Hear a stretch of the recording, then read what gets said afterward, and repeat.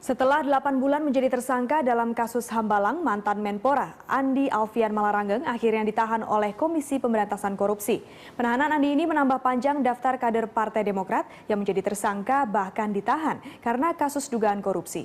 Dilematis memang karena para tersangka adalah kebetulan juga para aktor di dalam iklan kampanye anti korupsi Partai Demokrat di tahun 2008 dalam rangka kampanye menghadapi pemilu 2009. Coba simak iklan ini. Setelah 8 bulan menjadi tersangka dalam kasus Hambalang, mantan Menpora Andi Alfian Malaranggeng akhirnya ditahan oleh Komisi Pemberantasan Korupsi. Penahanan Andi ini menambah panjang daftar kader Partai Demokrat yang menjadi tersangka bahkan ditahan karena kasus dugaan korupsi.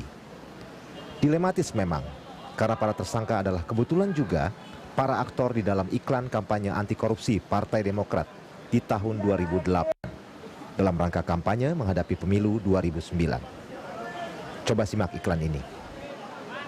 Gelengkan kepala dan katakan tidak, tidak. Abaikan rayuannya dan katakan Tidak,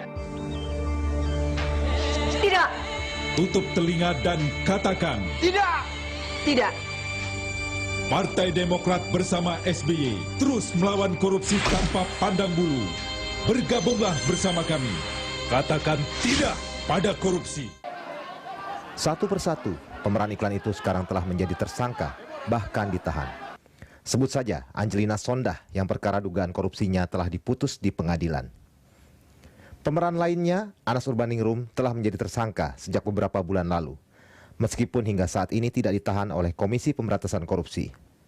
Bahkan Anas masih menantang, bersedia digantung di Monas apabila terbukti menerima uang. Rp1 saja, Anas korupsi Hambalang, gantung Anas di Monas. Terakhir adalah Andi Alfian Malaranggeng yang akhirnya ditahan KPK pada hari Kamis 17 Oktober 2013. Andi Malaranggeng bahkan telah bersiap membawa baju salin saat diperiksa.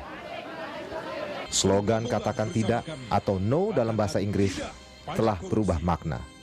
Dari no, tegas nyatakan tidak menjadi no, no, no. Memelas meminta jangan ditahan.